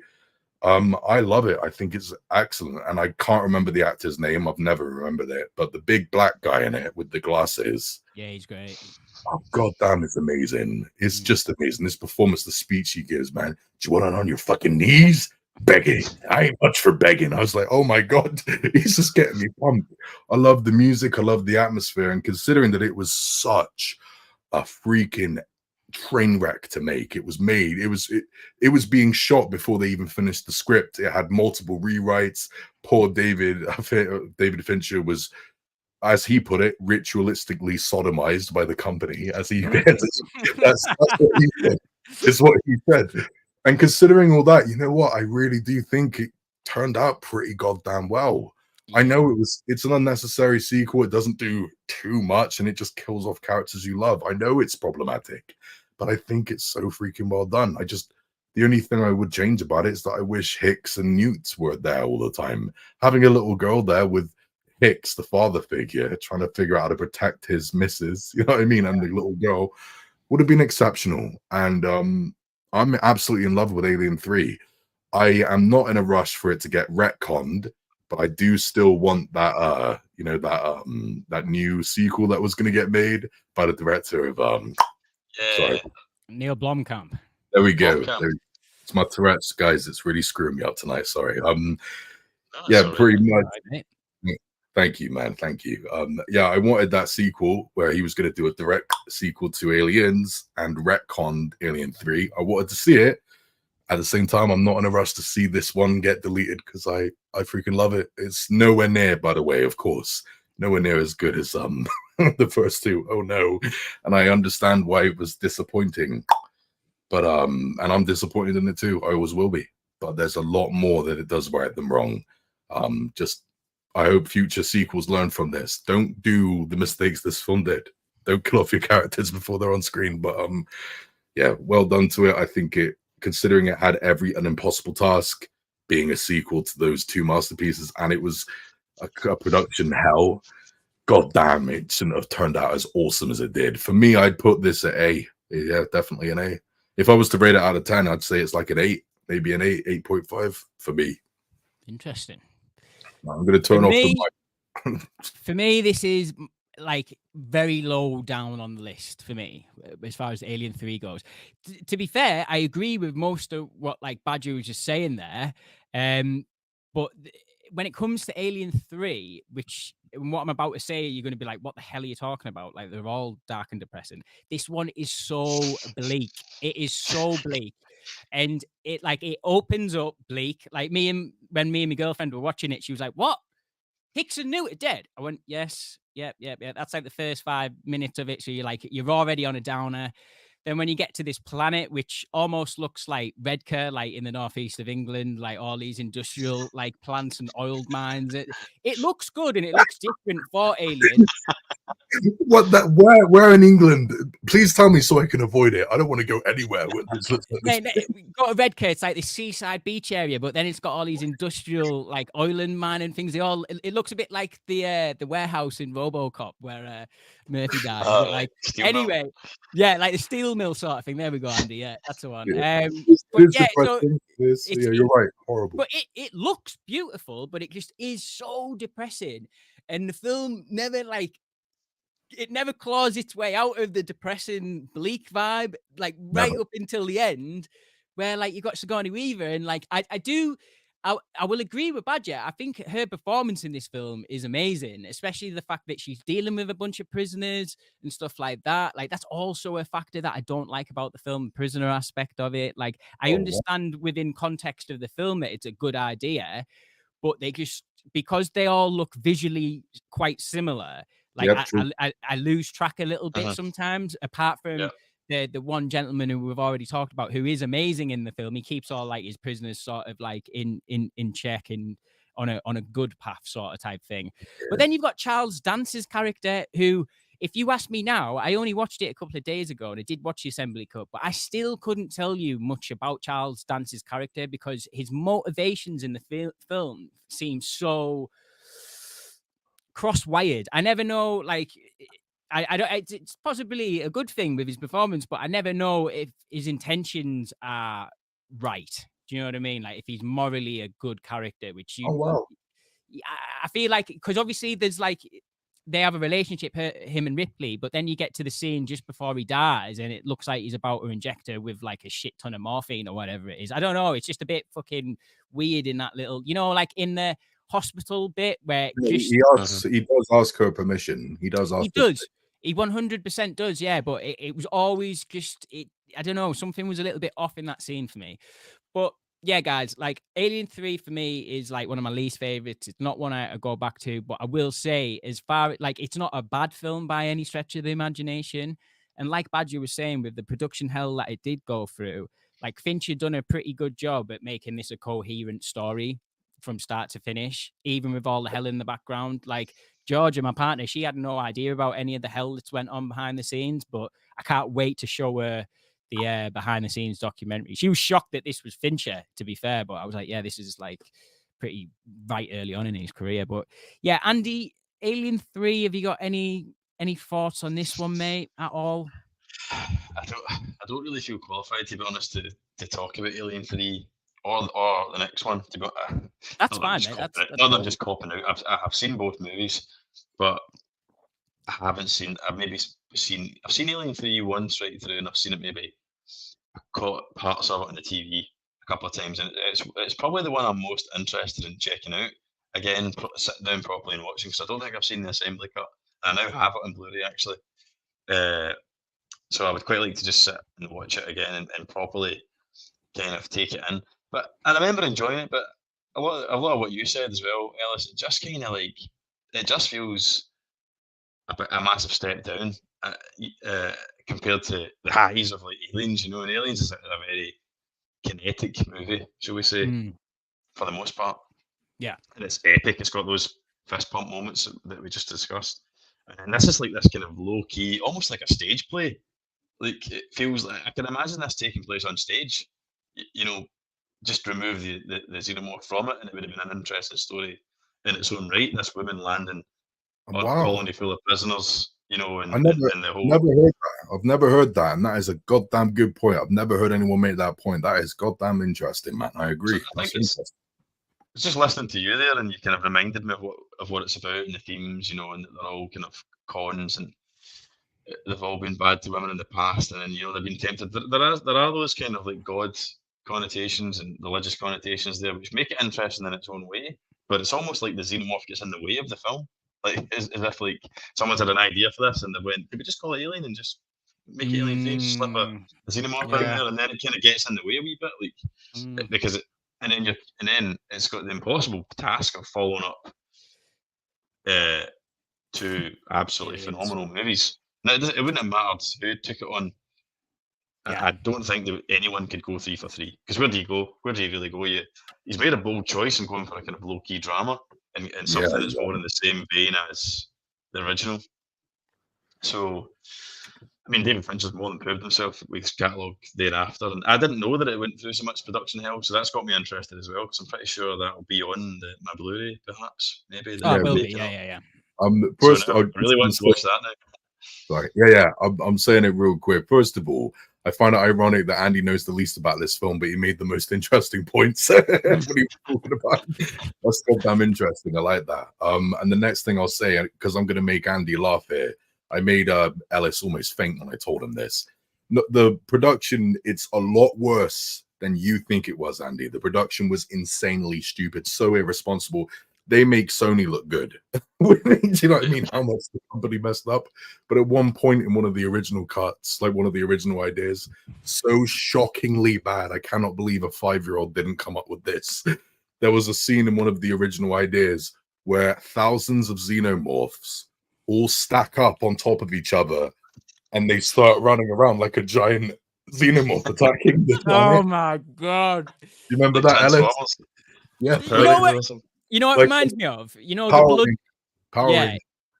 There's an alternative ending to Blade where instead of Stephen Dorff, Oh, instead of him getting the red eyes and do the amazing sword fight they do, he turns into this big CGI blood god. So he's just a massive red blood bubble. It's terrible, and they I've filmed seen it and that everything before, I as heard well. about that.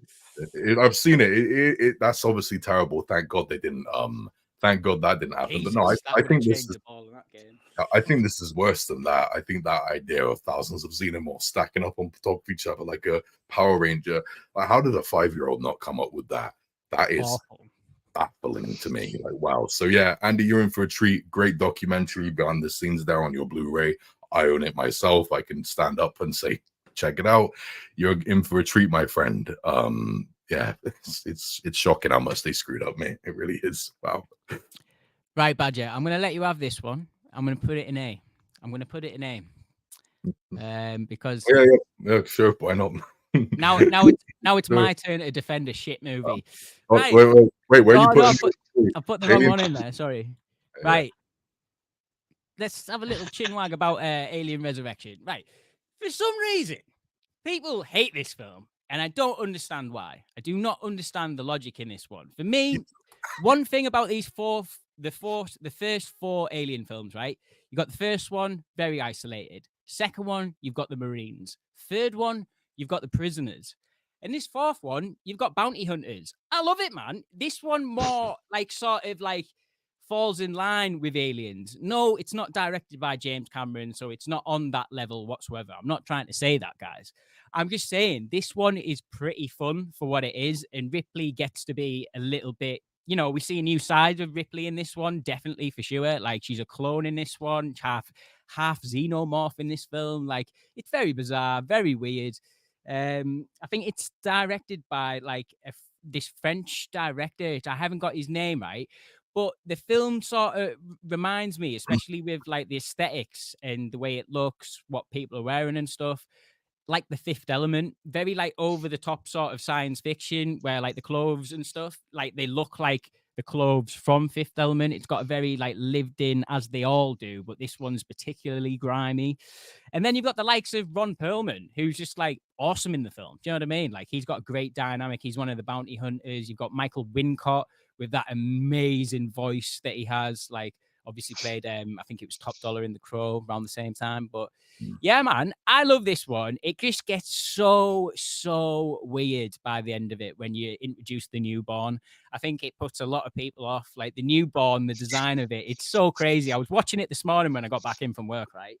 So I never really noticed, but the newborn, have you seen the teeth where it's like human teeth? And you're like, this is not scary whatsoever, but it's fucking disgusting. Do you know what I mean? Like, it's one of them. It's totally weird and bizarre. And you've got like Ripley, who's got these like motherly instincts. Like, they haven't left from her being a mother and new in like Aliens, but now it's a xenomorph that she's what the hell?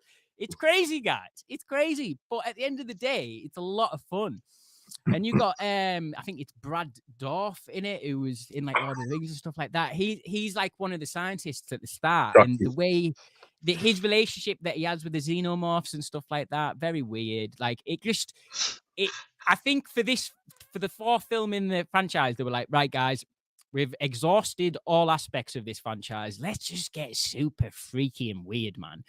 And I'm here for it all day long. Definitely. You've got Winona Ryder in here. That's like, obviously she was like at the height of her sort of powers in 97 when this was coming out. So yeah, it's a very 90s feeling sort of movie as well, guys. Like it wears its decade on its sleeve a little bit. But Aliens Resurrection, I'm a big fan of it. I think it's fun. So where you go out of Alien 3, which I think's bleak and depressing, you go into this one, you're like, we're having a bit of fun here. And you've got that awesome basketball scene that I still don't know whether that was legit or not. But once you see it, yeah, I know. But it's the only thing with that scene is that they didn't step back enough for like, because the ball goes out of shot, doesn't it? Then comes back in. But you see the brief moment where Ron Perlman's about to go, whoa, like that. But Alien Resurrection, guys, if you haven't seen it in a while, give it another go. It's a weird one. It gets pretty out there. You can totally see why they didn't make another one for so many years after this one. But, you know, give shit a chance. You're really selling it. Cheers, mate. Cheers.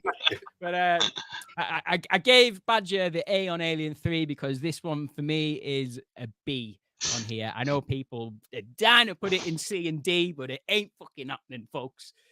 Anyway, Badger, Alien Resurrection, do you love this one as much as me? Oh God, no. But no. But at the same time, I'm a believer. At the same time, so look, let me just say this real quick. Alien Resurrection is another one of those entries, sequel entries that I do not see as canon. I don't. I see this as expensive fan fiction, nothing more. I cannot watch the first 3 films and believe that one day this somehow happens. Fair.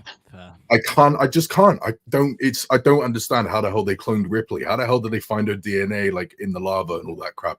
It makes no sense. It's really stupid. The atmosphere is silly and goofy in many ways. It's a silly movie. Okay, it is. I don't see it as canon. It's expensive fan fiction. That being said, this is some fun, expensive fan fiction. It's not canon. Oh God, no. But oh my goodness, this is fun in areas, man. This is fun. There are some fantastic sequences. I don't give a damn what anyone says. All of you come at me. That freaking water scene is brilliant, man. Awesome. So good. The xenomorphs under the water and all the actors, there's no stunt doubles. All the actors are holding their breath for ages, hanging out underwater, just being chased by these aliens. It's a great sequence. Really good. It's such a well done scene. Like at the end of it, when they've got, they've set up the trap, the aliens, there's a load of eggs waiting for them when they get air at the end. When they finally awesome. Brilliant. The whole thing is so well done. Sure, the CGI looks pretty naff at times, but I don't really give a damn about that. Besides, some of the effects looked awful in Alien 3, so I'll forgive it here. It does so much right. First of all, another thing I want to quickly say is that the director is French. Apparently, he couldn't speak English when he made the film at all, so we had to have a translator there. So there was a disconnect when he was trying to get his point across. When you watch the film, it's like, no shit, I can see that, because they're odd. The dialogue is weird and cheesy. But I like the chemistry between some of the characters, and Ron Perlman, I don't care. I think he's cool. I like him. This was my introduction to him. I love the guy. He's one of the best character actors ever. His voice is iconic. Love him so much. He was great in Blade 2 and Hellboy is great. Sons of Anarchy. Just love the guy. I thought he was wonderful in it. That guy who you talked about, I can't remember his name, the brother with the real cool voice. What's his name? He's got an amazing voice. He was in The Crow. He was good. Oh, Michael Wincott. There we go. Yeah, what was it he said? Like, yeah, she is severely fuckable, isn't she? I was like, you creepy. Yeah, Winona Ryder. Yeah, she's an android. Bastard. But yeah, it's cool. There's another thing I like in it, small detail. I like that whole whiskey scene, how they make whiskey. Yeah, I love it. It's a weird little cube. It looks like an ice cube, but it's got whiskey in it, but it's like dehydrated. It's just a cube.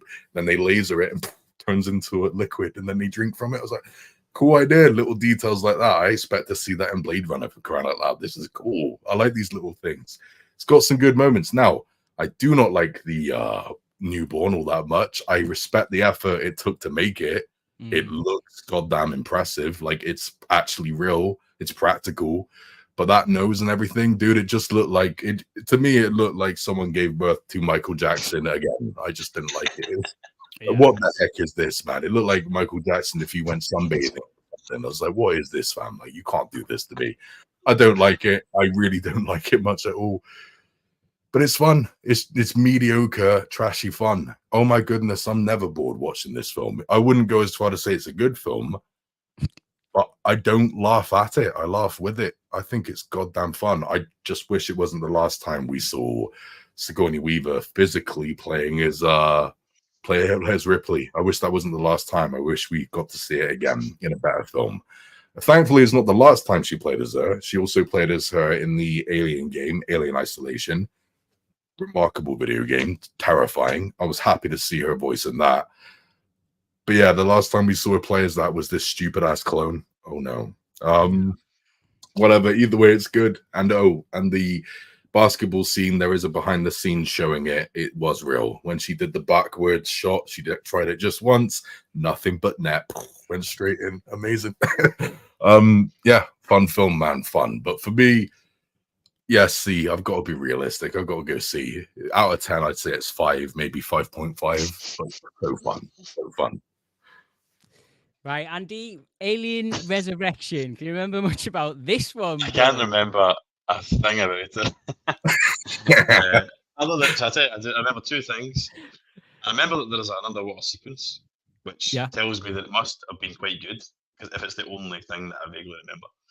And I remember being freaked out by Ripley kind of like inappropriately rolling about with the alien and the whole weird like that kind of sexual connotation. Like that stuck out for me. It was like, this is a bit That's what I mean. It gets freaking weird, man. Love it. Like, this is a bit weird. And then I remember being pretty like feeling pretty uneasy about that. What are you calling it? The kid thing? The newborn. Is that what it's known as, the newborn? Yeah, there's a scene where she's like caressing it and all that, and going nose to nose with it and everything, isn't that? Yep. I found that a bit difficult to get over, if I'm honest. I remember watching and kind of thinking, what is this? Like, what direction have we gone in here? You know, we're kind of like what you say about it. Like, we're far away from that here doc. You know, in the first one, where she's like terrified of it and wanting to blow out that. She's having a proper human reaction to that thing, you know, and now she's conceiving them, you know, and she's mothering it and all that. It's a bit of nonsense. When we've just seen her sacrifice herself in the previous one, you know, it's a bit of a stretch. But if you like it, mate, then more power to you. Like it's like Badger said, it's maybe it's when it gets to that stage in that franchise, it's about, you know, you found some people like the lore and all that, and if you turn out a film, no matter how bad it is, how good it is, there'll always be some fans that take something from it. So, and you're obviously one of those, Ellis. So, I'll watch it again. I'm going to watch. I think I might skip Alien because I've seen it loads. But I'm definitely going to do Aliens, Alien 3, and I'm going to do Aliens, Alien 3, and Resurrection because I've watched Prometheus and Covenant recently. Yeah, I'd love to get your thoughts on the last two, Alien 3 and Alien Resurrection, definitely. Yeah. I don't know. I think just.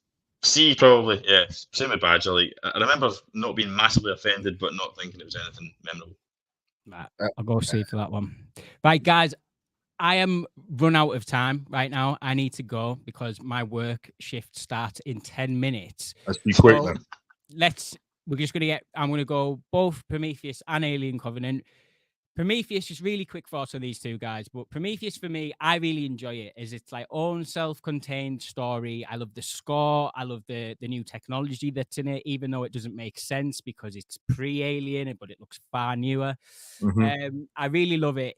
Really stupid scientists in it. I get that. I've never, every time I watch it, I think, yeah, these morons in here, get them the hell out. But aesthetically, I love it. And I like that sort of that Ridley was asking the question, how and where when it comes to the xenomorphs. Alien Covenant, I don't really have a good time with, to be fair, because I think the CGI in the last act is so egregious for a film that was doing pretty well up until a certain point. When shit hits the fan in Covenant, I I don't like it anymore. It's just like the CGI alien hanging off the Xenomorph hanging off the ship at the end. It doesn't look good at all, and it left a bad taste in my mouth, if I'm being honest. I'd have much rather had Neil Blomkamp's sequel at that point when Alien Covenant was coming out. But they're my two thoughts on those films, guys. If I was gonna rank them in this ranking, I would honestly put Prometheus between B and A. Like I do really enjoy that, and I would go Covenant as a solid B.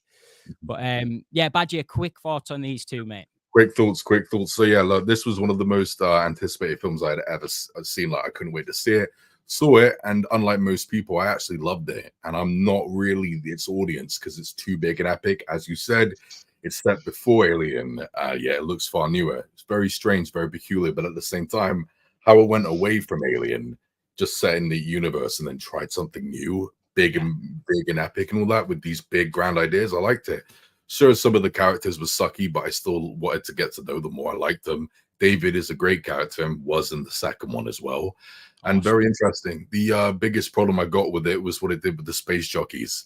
The retconning the space jockeys into being, oh look, it's us. It's just a suit inside. It's inside of the suit. It's just a big bold human. I don't know. I'm not feeling it. I'm not feeling it at all, really. So yeah, I kind of love it, but it's very flawed. Alien Covenant, I've only seen once, and that was when it was brand new. I remember liking it, but it made no sense to me. Load of it just made no sense. Loads of plot holes. I don't know how David was the one who created the aliens. It makes no sense to me because in Prometheus, you could see Queen Alien artwork in the background in the tunnels, and for some reason he made them, even though there's evidence they existed before. Weird, so weird.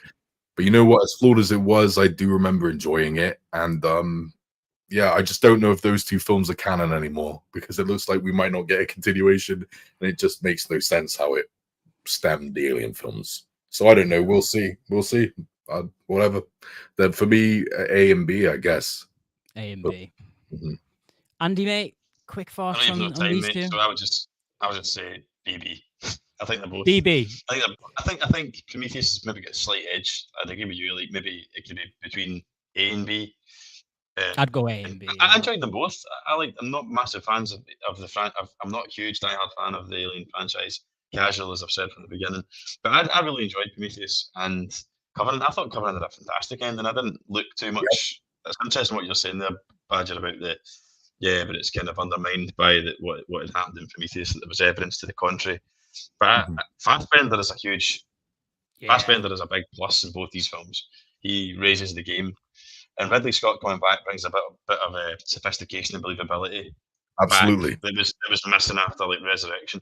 So there's just that little bit of class there. So I liked it, and I thought the Covenant's ending was brilliant.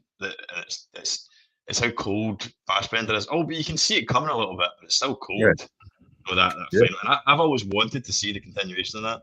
So yeah, just because of how good how chilling that ending is, but this is going to happen. Even if there's a little nod to the new one, because it's interesting what you said about them being set between each other. Yeah, all right. But Prometheus and the Covenant were set so long ago that technically that ship could have been floating about for decades. Yeah. So they could touch on it in that middle one, even if it's just to kind of tie it off. It doesn't necessarily need to be a massive story point, but yeah, man.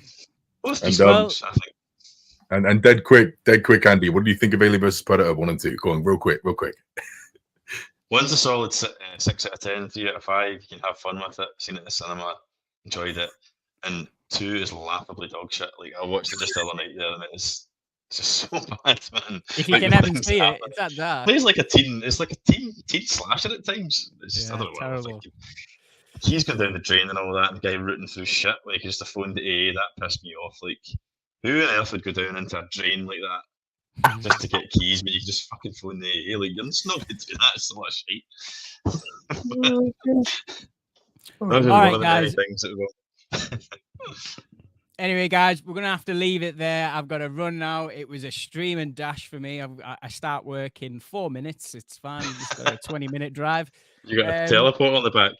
Yeah, definitely. But thanks for watching, guys. Badger and Andy, thanks for coming on the stream as always, guys. Cool. There's a few videos on the channel if you want to check it out. A couple of reviews. Me and Andy did one for Roadhouse. Check that one out. I've got a Ghostbusters review on there. Just a quick thoughts on that one. Paul couldn't join me for that one, but yeah, guys. This has been a Total Movie Recall live stream. Thanks for watching. We'll see you not next week, but the week after. See you later, folks. Bye-bye. Peace. Peace.